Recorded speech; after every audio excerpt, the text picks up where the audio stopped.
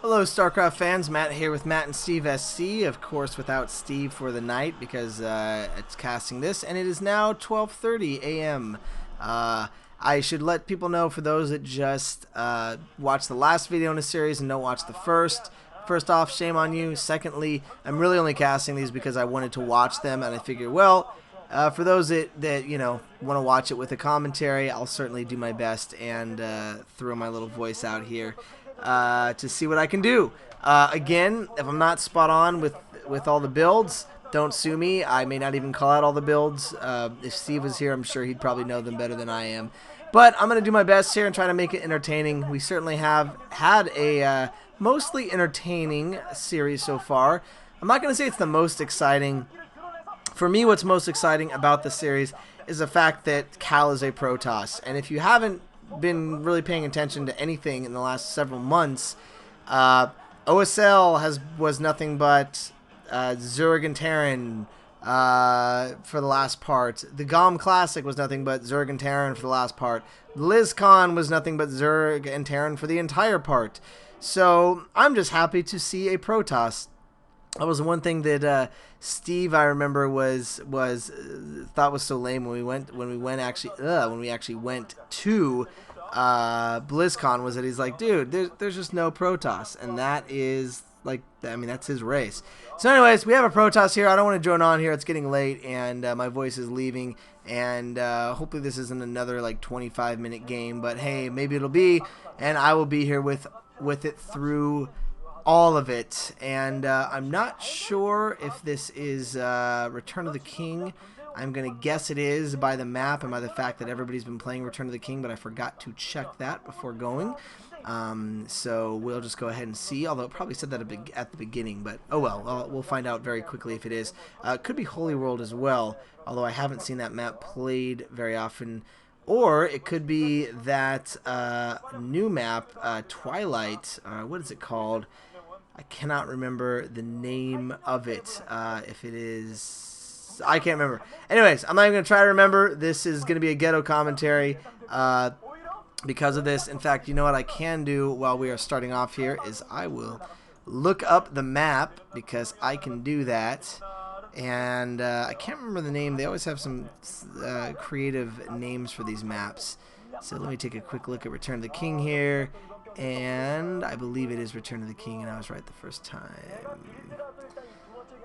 And let me see here. Yep, it looks like that is Return of the King. Cool, so we're on Return of the King here, which is, a map with the protected island expansion in the back of your base, and the two easily accessible expansions from the front that kind of make it hard to control more than one.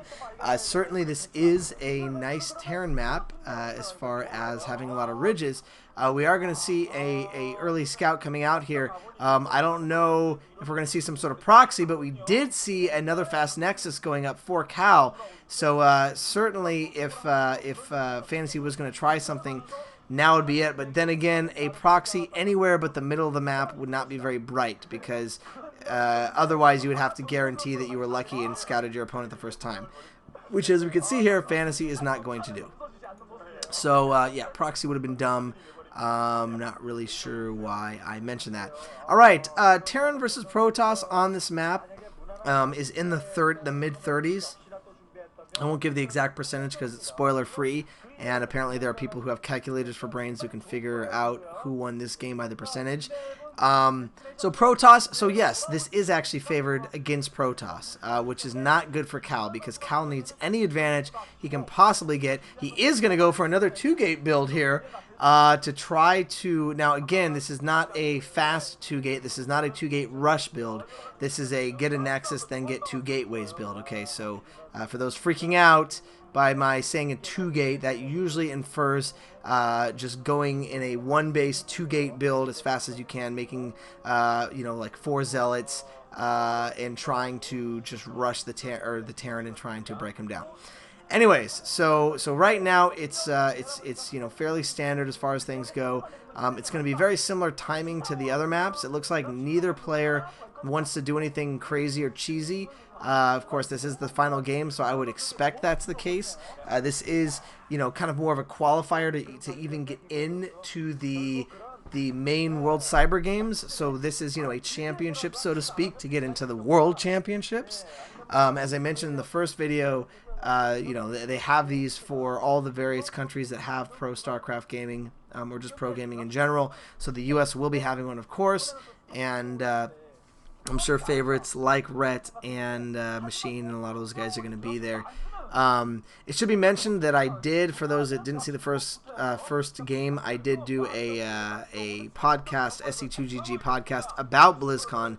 So if you're curious about BlizzCon, we talked for like 2 hours, and it's Sonic Reaver, myself, Diggity Moletrap, and Rhett even makes a guest appearance.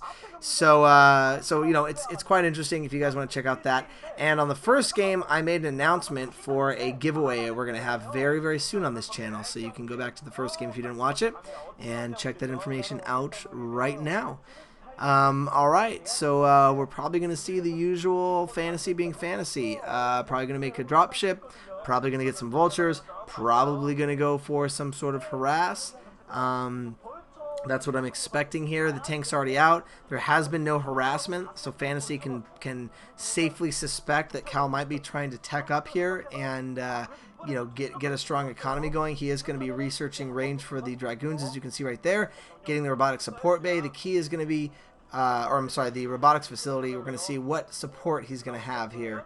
Observatory or support bay. And obviously based on that, we'll know kind of where he's going to go from here. Kind of spreading out his forces here. I think he's suspecting a upcoming drop here fairly quickly and some idle SCVs. Wow, even having them idle for 5 seconds is a lot for fantasy. He might have a lot on his mind here. But we are going to see a little kind of mini push coming out by fantasy. This isn't going to really work. But certainly it can put a little pressure on KaL and make him dance around a little bit. Slow vultures are not all that effective. You'll notice, and I did catch this before, but I wanted to confirm it, the pylons are being placed in perfect positions to prepare for drops. They could be out a little bit farther, but the dropship is coming over here. And is possibly, no, I'm assuming fantasy is going to redirect the dropship maybe up. Yes, and it is going to be scouted right away by that pylon. Now, certainly, is it going to be enough time? I would say possibly. It depends on the reaction time. Oh, and here we go. And that is going to get scouted, and fantasy has been scouted. Dragoons are coming up. Fantasy needs to get as many probe kills as possible. And he's going to try to mine outside the gateways, which is not a bad idea. Not getting very many probe kills here. Well, only 1 probe kill, probably 2 there. 3. He's getting a few here. Okay, so I would say this is successful then. For 3 vultures, I think he killed 5 probes and was able to mine up to weaken Fantasy's unit. So not bad. Fantasy does have his shuttle out. Going to try to micro Dragoon around a little bit, although there is a mine right down there. And Fantasy just, I feel like as he's kind of grown up and has kind of gotten better at the game, he just looks more solid. Like, he just really looks focused. And I think Fantasy is one of those players that just looks comfortable. Just comfortable playing StarCraft. I mean, there are some players that look really focused, or some players that look really nervous. Like KaL, I think, looks nervous whenever he plays. He always sometimes has a half open mouth, always